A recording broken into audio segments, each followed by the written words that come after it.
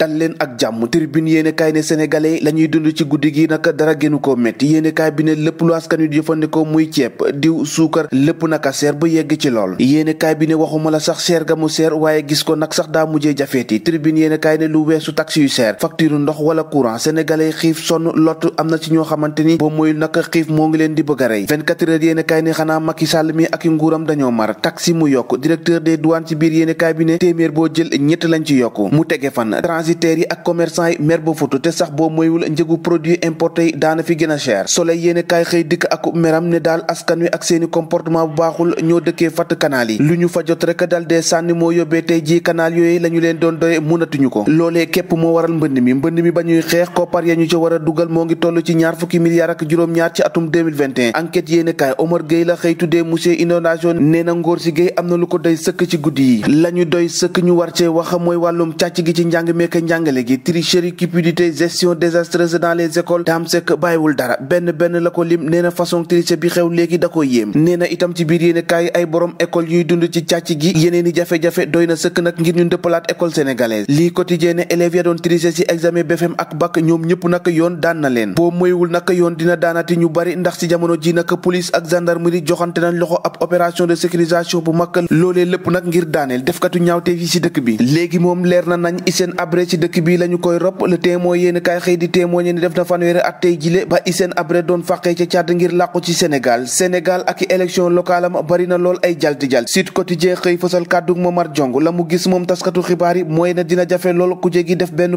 dànk ci jamono jooje moom Macky Sall moo ngi dànk di fanaanal ngir pare rek wot yooyu nga xamante ni moom la ñu daal dee dëgmal koo tax ñu fësal caution yi Walf Quotidien nag mbir mi foofu lay méttiwee ndax candidat indépendant yi daanu mën a song boobule caution Walf yéene kaay ne loolu mooy wax ji tax l'info yéene kaay ne caution de 15 millions la grogne des indépendants Willy Ndaw candidat indépendant la ca golf la mu xamle rek mooy lii moom amul daraay démocratie le mandat nataalu Alioune Ndoye ak Serigne Mbaye Thiam la ne fàng ci xëtam bu njëkk yéene kaay bi ne seenub diggante nag ci guddi yi dara neexatul si fi neexul kay mooy Pikine Nord ni ki démb xaw tuuti ñu reyante fa ci diggante militant yu maire Amadou Diarra ak yu Lamine Gueye yu faree ci République des Valeurs yéene kaay bi ne deret ju bari tuuru na fa amit ñooñ ñoo xamante ni yoon teg na leen loxoom la jël dóor ko ci ëkk Dieyna Baldé ci waxtu yi nag moo ngi ci loxol yoon mbirum chantage sàcc akub complot lañu koy toppee ki ñu topp ca Colobane ba toj boppam réew mi quotidien moo ngi ñu koy nettali nee na daal benn chauffeur la ñaari client dóor ba toju boppam ñoo ko déggandoo jàngeen jëf ba ëllëg